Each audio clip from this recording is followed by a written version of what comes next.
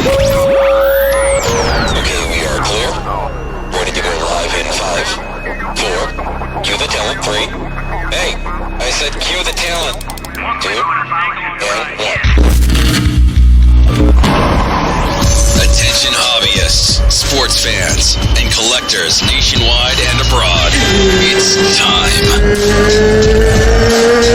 to get hype. Come on! Come on! Come on! Come on! About the hobby we are all a part of. Live from the Mojobreak studios, it's Dan and Doug. Come on! So, get hype. Be hype. This is The Hype.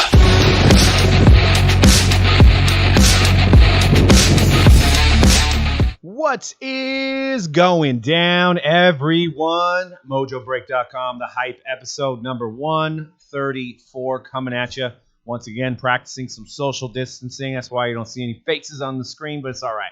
You don't need to see our faces anyway. But we got a juicy show. We're going to talk about blockchain. There's been some flawless blockchain cards we talked about last week. I was incorrect about some info. I want to clear that up and apologize to Panini. But I also want to look at the way that they're doing things and talk about the future of digital cards. Like, is it going to make a big impact with what we're doing? We're also going to talk about some just ugly, god-awful products. So that's coming up. And then we're going to debate the top 4 most influential NBA players of the last 20 years. So, which will spark some good conversation. Once again, you can follow us at Mojobreak_com on Twitter and Instagram. If you want to get into a break, you can go to Mojobreak.com. We're still live 7 days a week doing breaks, guys. All the newest products, all different types of breaks, all different types of price points. There's always something to get into to keep you entertained, because that's, everybody's watching Netflix. Everybody's, exhausted Joe Exotic. You're going through all those things on Netflix. You're looking for something to do. You can get into a break. At variable price points, find something that you like to get into, and everything's scheduled and guaranteed on Mojobreak.com. Dan, what's going down? What up? Whoa, a little loud over here. What's going down? Oh man, just I got to living it up, man. I am catching myself on the other microphone, so after I do this little intro, I'm gonna move over here and close I that can't door. hear you. Okay. Well, no, because I can hear the way you're pointing myself through that microphone. Gotcha. It's got a little. It's a little funky, little bit of natural reverb going down. Gotcha. Yeah. How many more bagel bites have you ate since we talked last? No bagel bites. I haven't been rocking the. I've been saving the frozen food. You don't know how long the Corona is going to be around, so I'm just holding on to that. I had some, I don't think, I know. I had some enchiladas last night. I didn't make them, but they were delicious. Where'd you get them from? Jen made them. Oh, okay. That's... I thought you gave in to DoorDash. No, I'm not doing that. I'm trying to survive here. I'm trying to survive the Corona. Gotcha. C-Rad, what's going down, man? What's up, everybody? What's new? You watched Pandemic. You said it was good. Parasite. Yeah. Well, there's a movie called Pandemic, unfortunately, too. Great movie. Who's in that one? Is in Pandemic? Is it Matt Damon? I don't even know. I see it come up. It's also funny. Or Ben Affleck? Which Maybe. one of them? Really? It's like the same guy. Right? One of those dudes. I keep seeing Doomsday Prepper trending too, which is kind of interesting. I don't know what was that? Doomsday Prepper. I used to watch that show years ago. Never heard of Doomsday Years Preppers? ago. I've never had, no. It's people that are preparing for Doomsday, hence the title. But they build like underground bunkers and they have guns and stuff like that. But it's ironic that if you go on Netflix, it's like trending. You know what I'm saying? Why wouldn't it be? Well, exactly. That's where we're at right now. Yeah. What's going on? What do you? We're going to talk about obviously some other stuff, but you think home stretch? Do you think we've had the first pitch yet? Do you think the ball game has started? I think we're in like the 5th inning. No, okay, Yeah, I don't know about that. That's So we already got the bullpen. Yeah, fired we're talking up about sports. We got the NFL draft coming up soon. So you think both starting pitchers are out of the game and we're into the pens? I think so. I think we're ready. I think we're good. Yeah, I think we just introduced starting. We may have had the first pitch. Like the great Puff Daddy said, ain't nobody gonna hold us down. Ain't nobody gonna hold us down. So I think we're I don't think the fifth inning. Maybe after the first. after the first, well, we'll see. That's you know. I mean, you could be right if we're done and we basically are all back to work and almost did something crazy there. But yeah, I mean, we could be in the fifth inning if you think that May 1st we're back to business as usual. I think so. I'm pleasantly I'm optimistic. Right, you're a little bit more optimistic than I am. I'll give you that. That's it. You got to balance that out. You got to balance it out. Talking about nobody can hold us down. Nobody can hold us down on Flawless yesterday. We had some massive hits being pulled, as you can see in the next screens. We hit a Tom Brady 2 out of 5 was a big boom. We also hit a beautiful Barry Sanders patch, booklet patch. And then we were doing a good amount of Prism draft too. That 2020 draft class, we hit a color burst Joe Burrows, which was phenomenal for somebody opening a personal box, which we got a really good sale going on that. So check it out. A lot of times we've got some really good prices on personal boxes. So what do you mean sometimes? I'm all the time. All probably. the time. All the time. Great all prices. the times. Great prices. Tremendous prices. Oh. And then Oh. and then in the next screen we hit a Joe Burrows auto to go along with it too. So football has been on fire with the new releases, and we've also been going backwards doing some Bowman Chrome, Bowman Sterling. So we've been doing a little bit of everything. But I wanted to jump in. I want to first off apologize to Panini because I didn't have the correct information last week when I was talking about blockchain. So they've inserted a blockchain redemption in every box of Flawless, and it is the 11th card. So it's not even a real card. It's only a digital card. So when Panini first released the blockchain on their website, they were doing it with a real card and a digital card. So you get two different properties. You get the digital card and you get the real card mailed to you. The cards that are in Flawless currently are only digital cards. There's no real cards attached. So I want to make sure you guys know when you're bidding on stuff on eBay for your PCs, whether it be, maybe you're a Drew Lock fan or a Deebo Samuel fan like myself, it is not a real card. So just be wary. There's no redemptions in Flawless. So if you see something on eBay that's a redemption, it is a digital card. So don't be fooled by it. Because I think there's some of the bids on eBay, it's absolutely crazy. I think people think that these are real autos because I just can't see the way the market's going on these digital cards. Oh yeah, people are gonna be extremely upset when they realize when they get their redemptions and they redeem it and they only get the digital card. Yep. And I went through a bunch of listings and there wasn't anybody it should probably say digital card in the listing first. I mean, but granted, a lot of the people that are hitting these probably don't know either. Exactly. Yeah. It's super confusing. I go back to 2016 Contenders, I think, where they had the digital autos that were inserted into boxes. Yes. I think you actually got one per box. Yep. And that was for their their Blitz app. It was like the Blitz app, and it was a digital version of the card.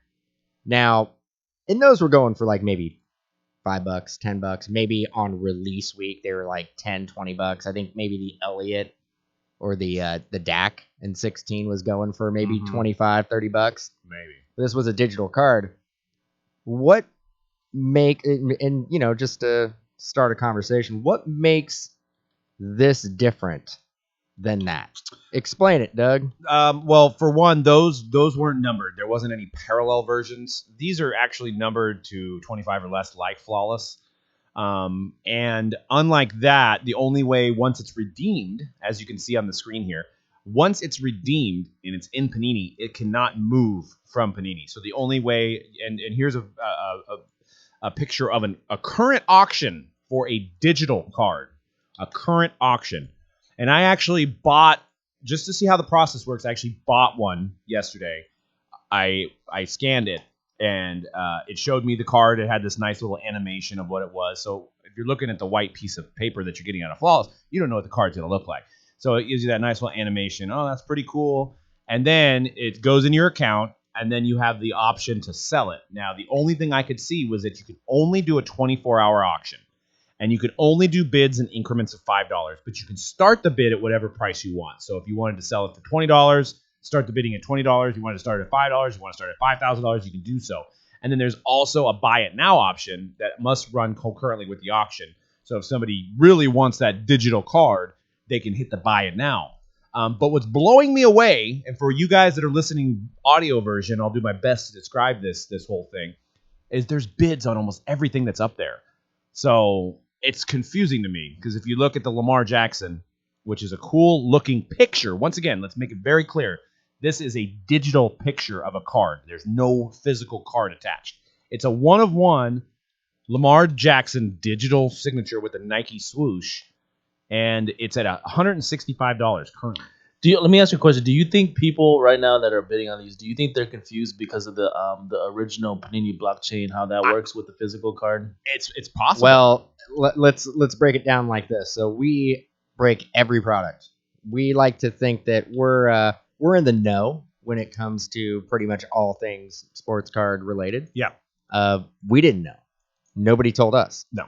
So if we don't know, and it's literally our lives, and we do this we do it for 50, 60, 70 hours a week, and we didn't know, how is the average collector supposed to know? Yeah. Right. And that's my whole thing. If they wouldn't have done the initial offering of 100 cards that had real cards attached, if they would have just came out and it just been digital, I think people would be less confused. But the fact that they had the original auctions that were physical cards, I think everybody's just assuming, like myself on last week's show, that they were real cards. So I don't know if these get paid. Now, when this gets, say this Kyler Murray we're looking at right now, and I win the bid for $165. I'm assuming there's going to be a $165 price tag or ledger attached to that card. So if I decide to sell it, people will be able to see at this day it sold for $165. Correct. And that's the part of this I like. And before, I know everybody's saying who would not want a physical card or who wants a digital card over a physical card. I've got some arguments for both sides, and I'll explain that to you guys here.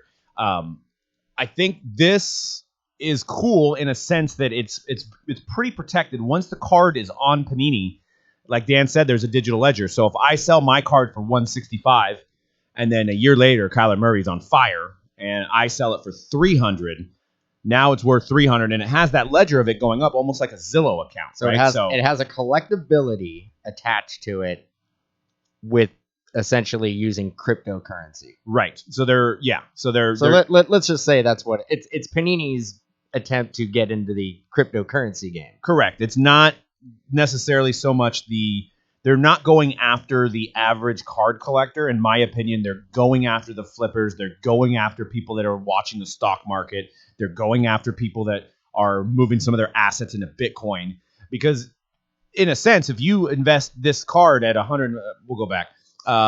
If you invest $104 on this and Kill Harry, that is now shows everybody that you paid $104 for it. So now you have it at that price. You're probably not going to sell it for lower than that unless Kill Harry's out of the league and he didn't succeed. But if it's a guy like Kyler Murray, Lamar Jackson, Peyton Manning, any of these guys, it's going to be an asset that possibly is going to go up, especially if you invested in it and there's only a few copies made. So there's only a few copies made of each, so you're pretty protected on where this, is going to lie. Now, is it cool for somebody that collects cards? I don't know.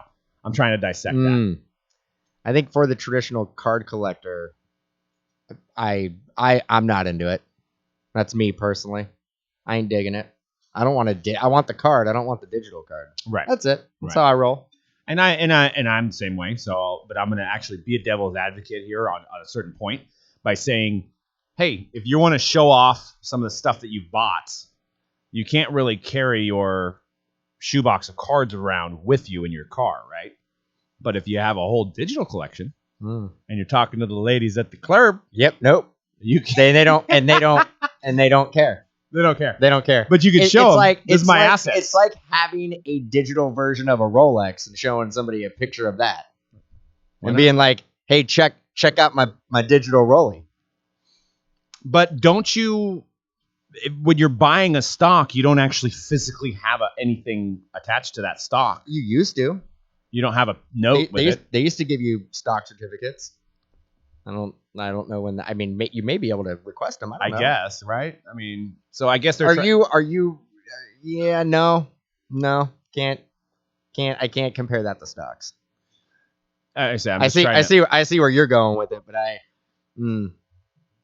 no. That's Chris brings up a point. My question is, are they all BGS black labels? Are we going to start doing digital grading next? Can we do digital grading? I mean, you got to assume it's a clean card, right? Looks pretty clean to me. My issue is it's a digital card. And you could mock up the patch any way you want, right? Right. That in-keel Harry that we're looking at right there, that's a bogus, lame patch. You can put anything you want on there. You have Hey, at least it's 3 color. It's 3 color, but you're getting like a barely a piece of the jersey, like the actual number. You can make it. I know, granted, on the lower numbered stuff you can make, but you can make that a really nice patch. But there's 10 of them, so maybe 1 out of the 10 has a nicer patch. So now you're differentiating all the 10s, right? So now you within the actual 10 that are made, there's different patches. I think you can do better. I think you could. I think you can do better. Well, here's the astounding thing, and this is why I put N-Kill Harry. So this N-Kill Harry has a bid at $104 for, once again, a picture. You're buying a picture. It's a digital image. You can actually go on eBay and buy the NTRPA, his best card made, for $119 with a for a real card with a nicer patch. For a night with a nicer patch. You could even buy the gold Contenders Optic on the next slide for even cheaper than that. So at 106. So is the person that's buying the N-Kill Harry confused, the digital version? Could there be and I don't want to this is allegedly, this is just a thought. Is there, because it was the first day of auctions, do you think everything that has an auction on it may be a little fluffed up? You know what I'm saying? How could people not be confused? How can you not be confused? I would be confused. I would be. That's why we're doing the show. Yeah, well, it's very interesting because we've had digital cards in the past. You know, we've had Topps, which was mainly a game. We had Topps Bunt. We had Panini Blitz. We've had NBA, whatever, and those were all based on games and stuff like that. They weren't low, short printed digital cards that Panini's now doing with this blockchain. So, but imagine once they're probably going to do it with basketball. We're probably going to see when Flawless comes out and when NT comes out. We ain't done with this. This is going to be. I mean, will they start producing products that are only digital cards? Are they going to have? Are we going to open up a box of cards that's going to be just blockchain redemptions? All right. How far does it go? How far? And I'm just going to say right now, like, you don't have to pay. You have to pay a designer to mock the card up, but you don't have to pay the athlete to physically sign it. But there has to be some kind of rights. Right? You probably have to pay the Players Association for the likeness of the player, and the player probably gets a little cut of that, and the league itself for using logos. But you don't have to pay a printing facility and the raw materials to print up the stuff. Well, this could be a situation where it could make physical cards more valuable if you start seeing less physical cards in the marketplace. Right. Well, I'm interested to see how Panini makes their money. I didn't take enough time to study that. I do have a bid on my card at $60, so we'll see if I actually. You don't. It's not a card. Well, your image. My image I'm selling. Let's refrain from saying card. Yeah, I don't say that because it just adds to the confusion. The only tangible item that you have with this is the redemption card. Yes. That is it. Yes. Right. That's it. That's it. So, but when mine sells, which it's going to, and I don't know how they're going to enforce the other person to pay me, they made me put in my PayPal information before I could sell. So before I could even sell it, I had to have my PayPal information put in and verified. So I'm sure that somebody that's bidding has to do that as well, is what I'm assuming, because I haven't bid on anything. And I'll see. I'm interested to see what kind of cut. They're going to have to take some kind of rake to make this worth their time, to make this worth having somebody updating this portion of their website constantly, updating the codes. There's got to be some kind of cut they're taking. The only saving grace is that at least it isn't replacing a card in the product. Yet. So that's why I'm seeing these bids on these things, and they're saying, "Wow, look at this! Look at this N-Kill Harry." They're telling themselves N-Kill Harry is going for as much. That patch is pissing me off, man. Stop showing that card. What about that patch? That's better, and it's a physical card. that pisses me off. Theodin in the chat says the blockchain auctions was made for the flippers to sell to other flippers. And that's an instance where you actually don't have to do any work to flip something. You don't have to, other than putting the code into the computer. No, you just scan it on your phone, right? Nah, I couldn't figure out how to do that. I had to put the code in. Oh, I didn't see where I could.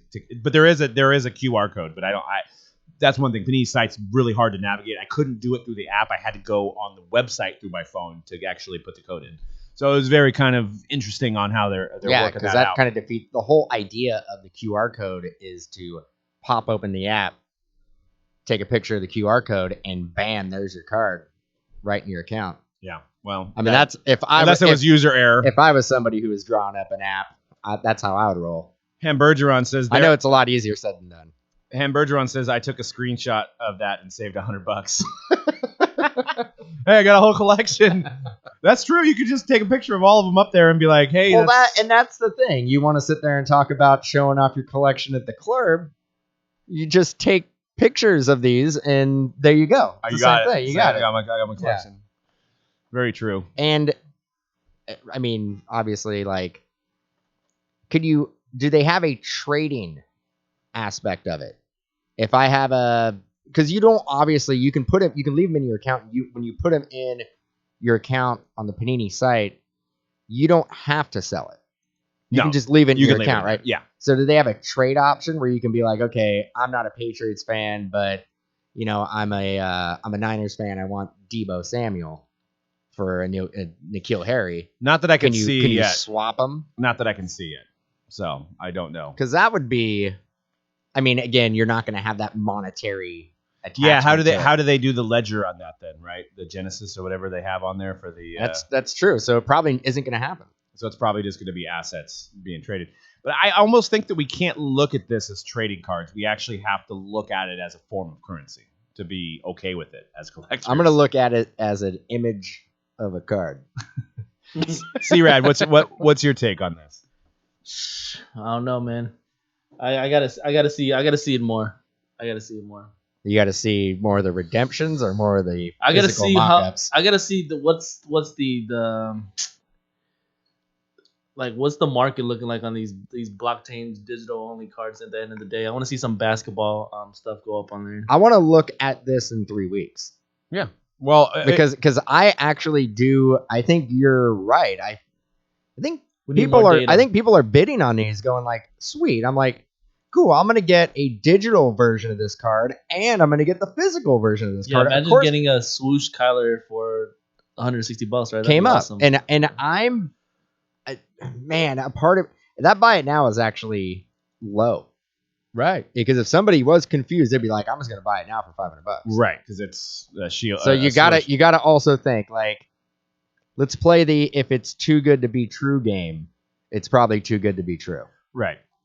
But honestly, and yeah, before we move on, I put up the card yesterday, and within 2 hours, I had a bid on it. So I blew my mind. I was like, this is never gonna sell. I'm not gonna sell this.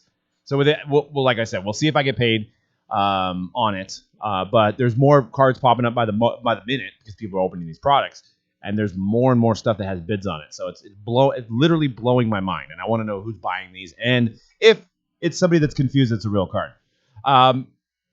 Now we'll look at something that is absolutely hideous and is the worst card ever made. Right. Dun, dun, dun. Over Doug's duels.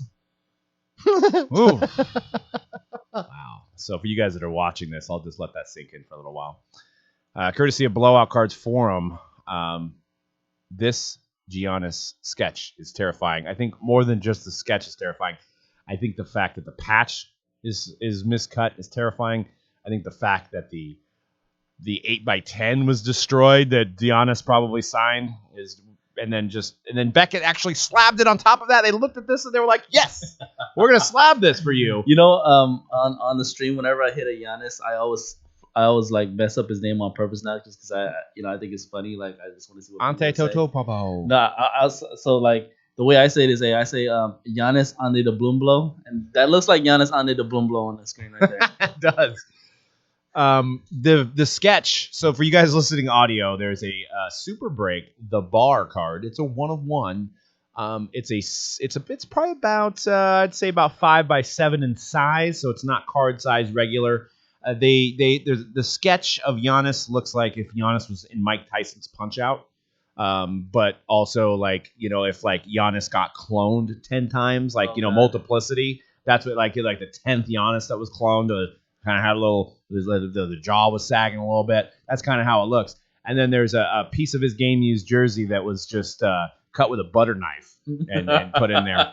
And then the 8x10 was cut out, was actually kind of cut clean. They might have used the actual paper cutter on that. And it's a 1-on-1, and it's a product that somebody actually makes, and it's absolutely terrible. When we've talked about Super Break on the show, you can tell we're not fans of it, and I don't know who still buys it. You should be ashamed, Super Break. Should not buy this product anymore. Here's just some like other examples of Super Break's genius. We need the up close. There's the up close of the Mike Tyson Punch Out Giannis. Under the boom blow. Don't disrespect the Nintendo developers like that, dude. I know, I did. I kind of put them down, didn't I? But I think the multiplicity, like the movie with who's that? Michael Keaton.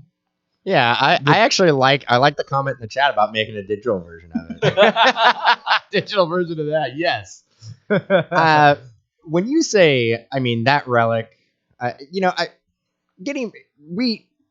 this is not the first time we have talked about this company, and it won't be the last. And it won't. And you're right. I can't believe people are still supporting it and buying it, but they are, and that's the fact. That relic cut is that's tough, man. And you say butter knife. I think it's like children's scissors. Like it just you can't cut anything. Look at it. Or you just ripped it. Like you just started ripping cloth and like the teeth. The portrait speaks for itself. Under the boom blow. Does he have a bald spot right above the ear there? Is there a bald spot on his hair? Or are they miscolored? It speaks. It's where his tooth should have been. It's got an Art Nouveau vibe. And but people buy it. That's the other thing. Like we sit here and talk about it and we rip it and all this stuff, but people are still buying it. Who? Does anybody buy Super Break recently? I want to know who. Reach out to us. I want to know, and I want to see it. I want to hear success stories. We won't shame you because maybe honestly we're only seeing the bad stuff. Maybe I'm missing out on an awesomely cut Giannis card that I missed out on. I will say, years and years and years ago, I had seen some stuff, and we had sat down and actually had a meeting with Super Break. And they were showing some bar cards that were coming out. They were nice. That were phenomenal. They had a bunch of Jimi Hendrix and Beatles, and like the art was like amazing. I don't know why the art would go downhill so fast. Oh, big time. There's a lot of great drawers out there that'll you could subcontract them out and they'll make you a nice drawing. It's one person working at the company. Are you saying? But are you saying that they're doing everything themselves? Like are you saying you can't make that Giannis card yourself? You can't do that? I mean, maybe not quite as good as that. But even if I did, I wouldn't pack it up and call it a product. Well, that's my whole point. That's our whole point of talking. And then look at this. There's a James Harden, and once again, this is about a 5x7 size card. So what he did was he bought a base Panini card. Actually from Panini VIP, so he actually splurged a little bit as out of a VIP gold pack. And then he bought a Harden jersey. He made the patch window about 10 times the size of the actual patch. And then the patch, once again, not cut straight again and slapped in there. And now you're supposed to be like, yeah, I want this. I want to have this James Harden card. This is what I'm a James Harden PC collector, and this is the card I want. I think I'd rather buy this and cut out the piece of cut out the H and just put it on my desk or something. That would be actually would rather look at that. I'd buy this and just keep the base card, and I'd probably throw the patch in the trash. Right. Keep the base card. There you go. But like Harden wore that supposedly. So Lewis is in the chat saying they got to be make it terrible on purpose, right? No, not at all. This is a real company. They legit probably think this. Is that a sticker? That's cut off something else. Yes. So this is a George Springer, which it says Legends, by the way, which I don't think George Springer's played long enough to be considered a legend. It's a George Springer Bowman Platinum card. Once again, about 5x7 in size again, and it's a 1-of-1 cut autograph from a licensed manufacturer product. So what they did is they actually cut the sticker off of a card, put it in, once again, too big of a patch window, and called it their own. Like, why? Yeah, I mean, I actually do got to say, the design of Super Break 5-6 years ago was not bad. This now, it's almost like it's a joke. Like somebody is like you're saying, how bad can we make it? People still buy it. How bad could we do this until people are like, this is where I draw the line. Unless it's not the same people who are involved in it as they were before, and they have no idea what they're doing. Could be. Because I mean, is that Ivan Drago? Is that Dolph Lundgren? That does look like Dolph Lundgren. It's Kristaps Porzingis. If he dies, he dies. This one's so bad, I actually thought maybe somebody could be faking it to sell it.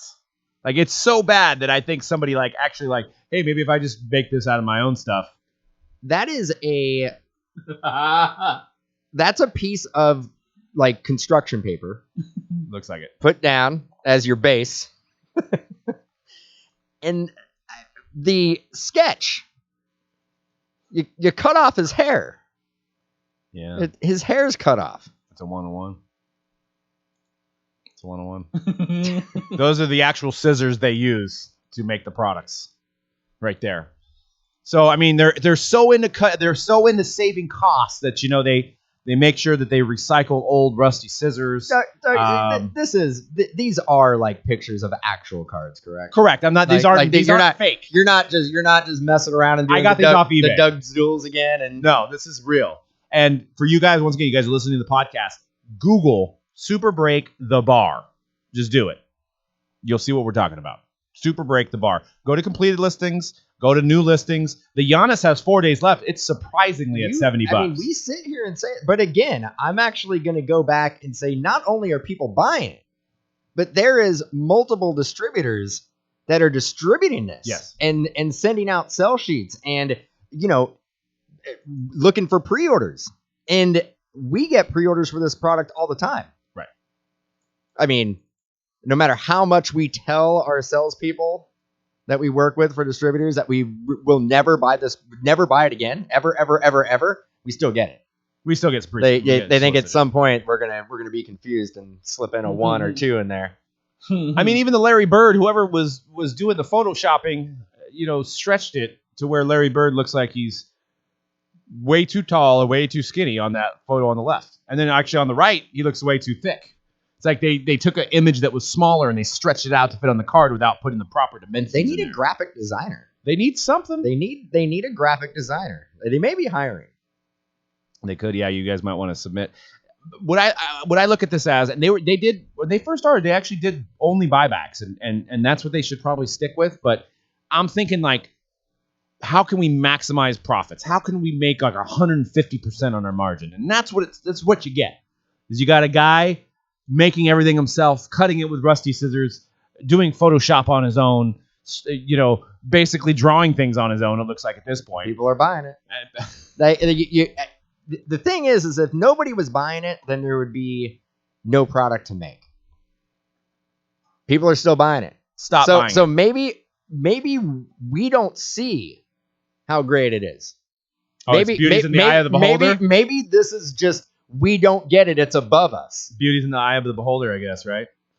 Maybe. I mean, but for me, I also got a question. So he actually does put on the back where the jersey came from. You can actually see on this Larry Bird, it says practiced used jersey gray flannel COA. These cards are so bad, it makes me question if that's even authentic at this point. Because, I mean, if he's cutting so many corners on the way that the design looks and the sketch looks, wouldn't he cut corners on where he acquires the jersey? It blows my mind that, like, the bar cards, again, I go back to this, the bar cards were really, really, really nice looking. Yeah, when they first came When out. they first came out, they were phenomenal pieces. They were great conversation pieces. Why would you build something up and have everybody like it and then just run it into the absolute ground? I Like, get it. why would you even want to damage your reputation or your name on that release to make something that looks like that? I don't get it. That's Wow. why I'm not 100% sure it's the same people who were doing it 5-6 years ago Could be that are somebody doing else, it now. yeah. Like, because it just doesn't. The quality now is just not even close to being there. Yeah, if you watch some old videos, so Super Break came out, they actually purchased the Yasiel Puig Superfractor for one of their buybacks. And they actually ran a story on ESPN. He was there, he did a video of it and stuff. This was like in 2013. So, and he was going to nationals, dropping off products to us, saying hi, fluff, having a face to the company. Nobody has seen this guy in the last like 5 or 6 years. So you may be correct. It may be somebody else, and that's why they're not coming out. They're just like, dropping these products out, and they just bought the name from him. Maybe he sold the name. Yeah, we don't. I don't know. And when I say amazing, I mean compared to what we're looking at now. Look at the older bar cards, and you'll look at it and be like, that is a far superior piece. Yeah, they had the Beatles. They had there was a Teddy Rose. They had multiple president ones that they did, and there was actually a gold piece in the card. Now it's just a picture of a gold piece. Yeah, dude. Something. I would love to find out some more info because we've not heard about anything from this company, but they keep making products somehow, and the products look like this. But anyways, we'll move on. We got one last topic before we end the show and get into some breaks for today. I think almost everything is sold out today, guys. I think there's a few spots left in Hobby Hybrid. So the breaks, it's been crazy. I mean, it's there's more demand for product these days than we can keep up with, which is literally unpredictable from where we were at on March 18th when we heard the shelter in place. So once again, thank you guys for keeping us busy and allowing us to do this during what we got going on in this world. We appreciate it more than you guys know, but it's been literally insane. I think because people have time, and it's their escape. It's their escape to come and break some cards, get in some products. But I wanted to talk about this tweet that came out probably about a week ago in regards to basketball. And it's the 4 most influential players of the last 30 years. And it's got Michael Jordan, Kobe Bryant, LeBron James, and Steph Curry. And I don't necessarily disagree with this. I want to hear your guys' opinion on it. I think there's a lot of outrage for Steph being on this list. I think that was the most common hateful tweet on this was Steph Curry not being allowed on this list. We'll start with C-Rad on what your opinion is on this list, and is there somebody else that maybe should be on this list that we're not considering? When they use the word most influential, there's absolutely nobody else that should be on this list. These are the top 4 in my opinion. In terms of basketball, people might be confusing influential with the best player, whatever the conversation always is, with the top 5 of all time and all that. But for most influential, you can't deny what Steph has, how he changed the game of basketball, and how every kid coming up nowadays want to be the Steph Curry. You know what I'm saying? So there's no question to me that Steph belongs on the most influential list. And for those that don't think Steph should be on the list, then who should replace Steph? What player is being forgotten about here? What about if you? I mean, we can do it right now. We can all 3 of us do it. Why don't you rank those 1 through 4 as the most influential players out of those 4?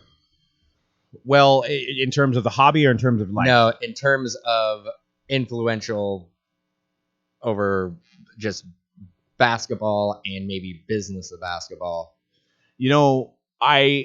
If you were ranking, if it was my greatest in order from 1 to 4, it would be different than my influential list. I think my influential, influential, not who you think is better. Kobe's number 1, LeBron's number 2, Jordan's 3, and Steph's 4 on my list for influential. We could say it 100 times. Just saying that. Yeah, no, I get it. I mean, Dwight Howard's not on there, so you don't get weird.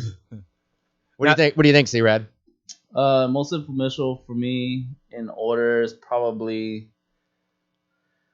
man, it's tough. LeBron, Jordan, Kobe, and then Steph. Wow. Wow, and I think we actually are all going to be different here. Yeah.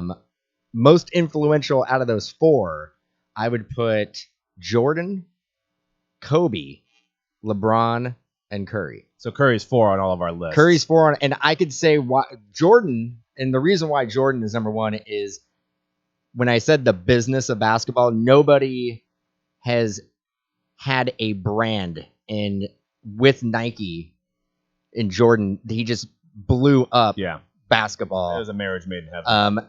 Kobe number 2 because what he did for the international market. Yeah, and I'm teetering between LeBron and Jordan right now. I had Jordan 3 at this point, but I'm thinking, because of the shoes, I kind of thought about afterwards. I might make him 2. The reason I have LeBron there is just because what he's done social media wise recently. In the last 10, 15 years, obviously. The thing that he's been a little bit more of an ambassador for basketball than Jordan was. Jordan kind of seemed like he was more like, hey, I'm playing the game, but don't really, I'm not going to really go out of my way to do public events and stuff like that, like what LeBron does. Yeah, it's just I think when you look at influential, I think you take the Jordan brand name, and that makes him the highest on that list. Yeah, because LeBron doesn't have the brand name. Kobe doesn't have the brand name. Curry doesn't have the brand name that Jordan does. But I think for our hobby and in basketball, I think Kobe, why I picked him the most influential is because he actually brought the overseas. And that's why I picked Kobe number 2 because he grew the international market of basketball. Yeah. LeBron, I mean, definitely, I try to pinpoint what did LeBron actually do besides just be one of the greatest players ever. And what did Curry really do besides change the game in the way that you got to shoot threes in order to be a top tier player? LeBron, well, I guess the big 3 was kind of created with the Celtics, but I think the super teams and the way that the NBA's kind of started grouping up to where it is now, I think was originally kind of started and influenced by LeBron with his, not 1, not 2, not 3, we get Wade and Bosh together. I think like the NBA, and that may not be a positive thing, but it's the way that players have kind of started to work together, like what you saw with Durant and Kyrie and some of these players kind of. I think you had that kind of impact with him. What do you think, C-Rad? Yeah, and I think when you talk in terms of Curry, I mean, being able to change how the entire game is played, I would say that deserves a nod into the most influential because it's like, people thought of basketball in one way for so long, for almost forever, and then you got a kid coming in who shoots like the greatest shooter of all time, and completely changes how like the kids growing up now like want to play the game of basketball. Right. So it's he gets a nod. Like if I don't understand how people want to take maybe. I could see arguing maybe not in the top 4, but he's one of the most influential basketball players of all time. Now, who could you, before we end the show, we'll do a little roundtable here on if there was a fifth person in the last 30 years, who would it be? And I'll start. I actually was thinking about this before Chris put it in the chat. I was thinking Shaq, just for his influences, how he played the game. Really made big men popular, who were really as popular as they were once he came on the scene. Yeah, but that definitely faded out. Yeah. But for a good 20 years, Shaq was almost king of the world. Yeah, and he also came. He definitely changed he definitely made it more popular. But I feel like that the basketball was already like a big man's game anyway, right? When he came into the league. Yeah, and he kind of took the big man to another level. What do you think, Dan? Who's your who is number 5? I mean, you can maybe Harden. Yeah. Maybe Westbrook. Westbrook, a guy who basically does everything, Mr. Triple Double. But again, like I don't know if they're influential. I think basically you have the 4 guys up there that had a hand in either changing the business of basketball or changing the way basketball was played. I don't know if there's any other players in the league that can say that. Yeah. So I don't think I would add anybody, but if I had to add somebody, What about Allen Iverson? Would you rank him up there with those guys? He's pretty influential. He was pretty. I mean, with pretty his influential. swag, his style, his dribbling capability, which we hadn't really seen at the time. What did he influence? I mean, I can get behind the longer shorts. I get that. But what else did he? I mean, he had the cornrows, the headband. I mean, it was just swagged out at the time. That he was like the. Yeah, he But, really. but He there, really was, was. but there the first wasn't a one lot to, of there wasn't a ton of players besides the shorts that were following in his look, and we're talking about we're talking about his look as being influential. I think you could Yeah. say like a Jason Williams kind of copied like his dribbling style, as far as like you had a lot of nobody was really known as an ankle breaker until Allen Iverson came around. Yeah, I don't. Nah, I'm just shooting off names. I wouldn't want to add anybody. C-Rat, what do you think? I know that's such a category by itself here.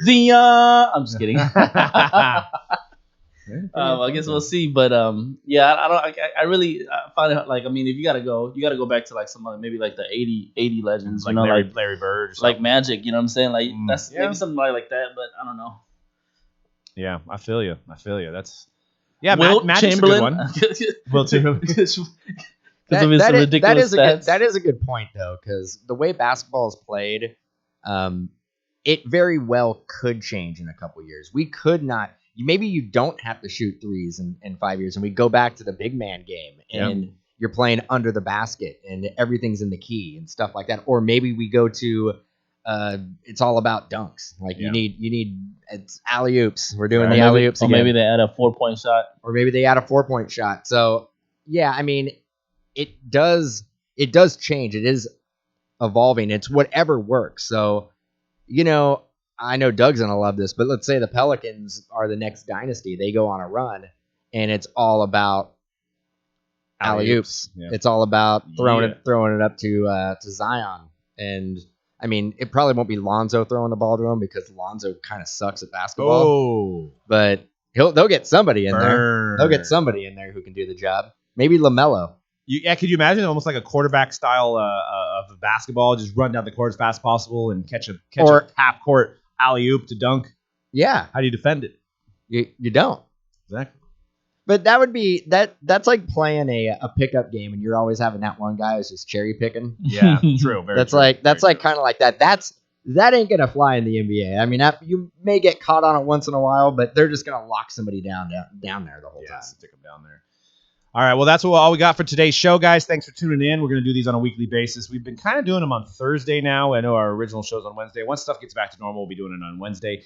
And we're going to be opening up a new shop with a new studio, and things should be looking pretty tight once we get that dialed in. So looking forward to that, hopefully sooner than later, but there's really no timetable with what's going on that right now. But for breaks, check out Mojobreak.com, and everywhere, everything's scheduled.